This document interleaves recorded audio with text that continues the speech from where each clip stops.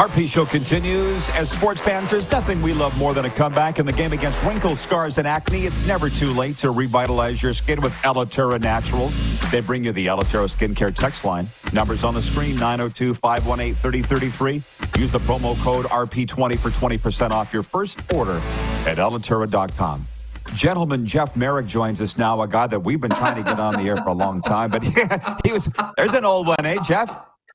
How you doing, big Rod, guy? that takes me back. I'm doing great. It's always that, we're always sort of competing in time slots. And I'd be like, oh man, I really want to do the RP show. It's like the coolest looking show, coolest sounding show. So this is kind of like, I don't know, like podcast fantasy camp a little bit for me, Rod, that I get to finally be on. And by the way, I felt very Canadian this morning. Today, I always put it off way too late, but we're supposed to have like a big, I don't know, a snowstorm here where I live, but I know the snow is coming. So this morning I got up early with my brother-in-law and put the backyard rink together. So I'm very proud of myself. And I checked a box on my Canada card today. How's that? How about that? Way to go, man. Yeah. Well, there aren't too many Thanks, of those bud. here, as you know, in South Florida. But Jeff Marek, a man of many, many, many talents, many, many things. They call it, some call it the ODR. Okay, stop. You lost me at outdoor rink. How big is it? What's it all about? Tell me. You got boards? Tell me. It's been, So I got to know a guy by the name of Jim Stoller not too long ago, and he runs a company called Nice Rink. I was on NHL Network Radio once, and I was talking about backyard rinks, and I just used to make a rink out of like 2x4s. Like that was it. So my kids were really, really young, just for learning how to skate and shoot pucks and practice their empty net goals.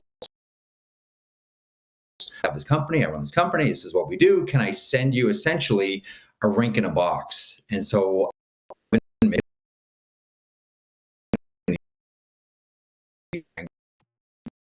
16, I guess. So it's been pretty turnkey, pretty awesome. The rink sort of changes every year a little bit. This year, I think my kids are a little bit older. So it might, Rod, just be a glorified shooting pad for them. It's going to be probably 40 by 55, 56. I think when I finally get the tape measure out there. So not enough for 2-on-2, which the kids used to play, but good enough to get out there and, work on playing crossbars.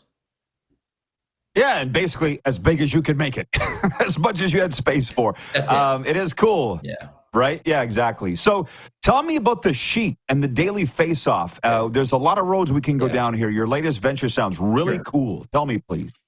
It's a lot of fun. Thanks for giving me the airspace to do it. So it's a daily show.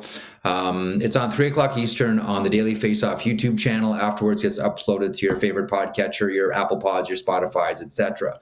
And it kind of sits in an interesting point of the day, Rod, in that it's too late to really get into the nuts and bolts of what happened to the power play and how goofy was that score between Ottawa and San Jose, where Ottawa barely got double-digit shots and somehow managed to beat the San Jose Sharks, who I think put 30 on Ottawa's net. So you're probably past the point of discussing that, but still maybe a little bit too early to start to get into the nuts and bolts of what's going to happen that evening. So what it does, though, it affords you the luxury of figuring out what the big power topic of the day is. I mean, you've done this for years. What's the big power topic of the day?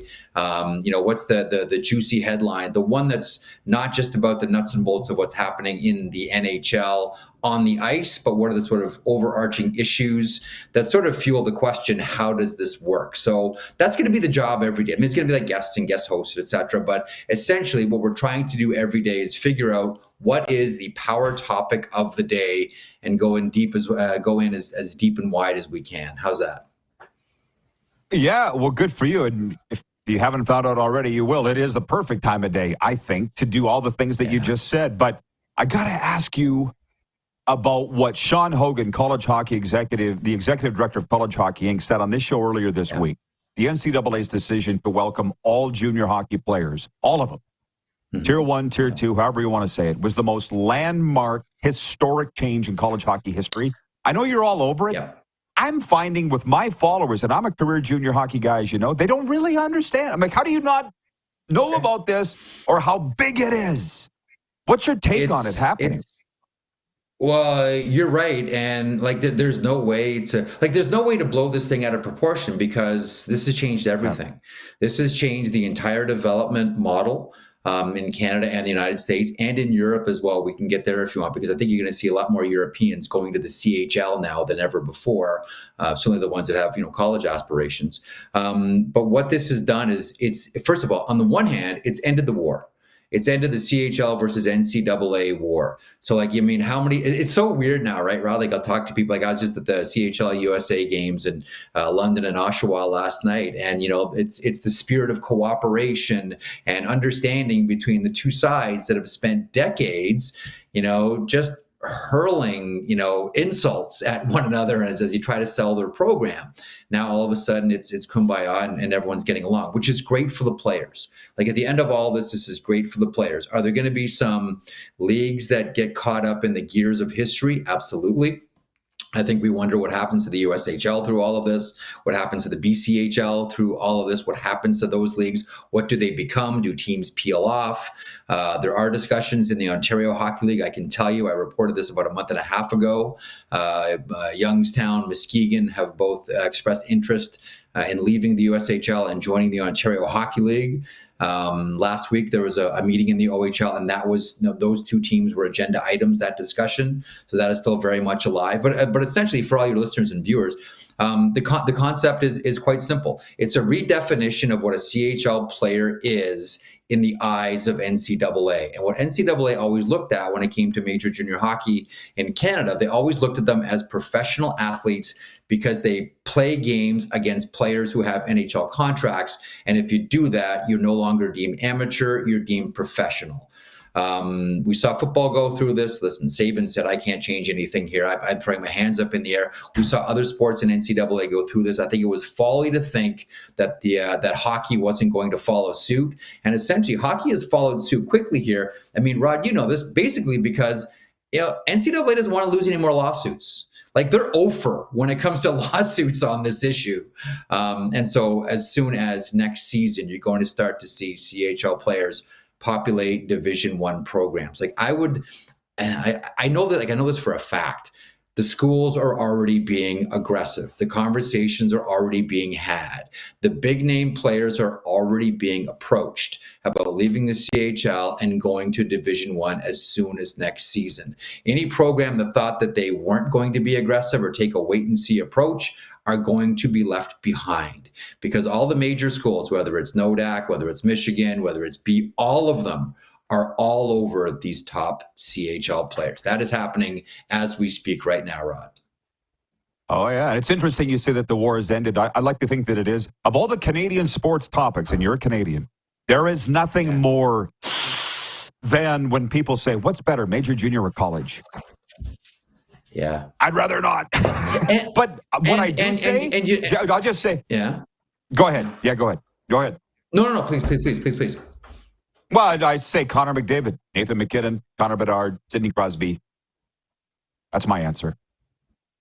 Yep. Enough said. How do you answer now what you've been seeing is, Macklin Celebrini, Adam Fantilli. There's also like a long stretch. Like, you really have to give it up to USA Hockey and what they've been able to do. And because, once upon a time, NCAA, it was, I think that it would have been probably Bob Johnson in the 80s when he coached the Calgary Flames.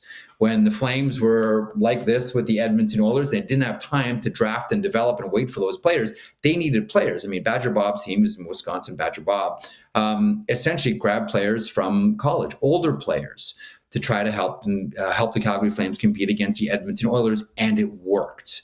But at that point, it wasn't as if the NHL was being populated by 6 or 7 or 8 or 9 NCAA players on each team. It was almost like, okay, and this guy went to US college. Isn't that neat? Well, that's all changed now. And so you have to, I agree that the CHL has been a wonderful pipeline. I think the leagues are at a right number. It's a really nice hothouse for development, whether it's the Western League, the OHL, or the Q, like a real nice number. I do think those numbers are going to grow. But now the nice thing about this is, when you think about it, Rod, we were asking 15-year-olds to make up their minds about their future. Right? I know, you throw your hands up, but that's what we were doing. Okay, you're 15 years old. Decide what you want to do. I didn't know what I wanted for lunch when I was 15 years old, Rod. I had no clue. A life-changing decision. right? Yeah. But it's just the way that it was. And that, anyways, Jeff, we're out of time. I'll let you get ready for your show. Thanks for making this happen. We've been wanting to do it for a long time, man. Good luck with everything, and I hope we can keep in touch. Much appreciated. Buzz back anytime. The answer was always yes. I'm glad that I have some free time now. Finally, I can join you whenever you want. Approved. Thank you, man. The great Jeff Marek. Gentleman Jeff Marek from the Sheet. Daily Faceoff. We'll be right back with a sports update and viewer takeover after this on this U.S. Thanksgiving. We got a lot of NFL to get to as well. Live on Game Plus TV. Live streaming on YouTube and Facebook. And, of course,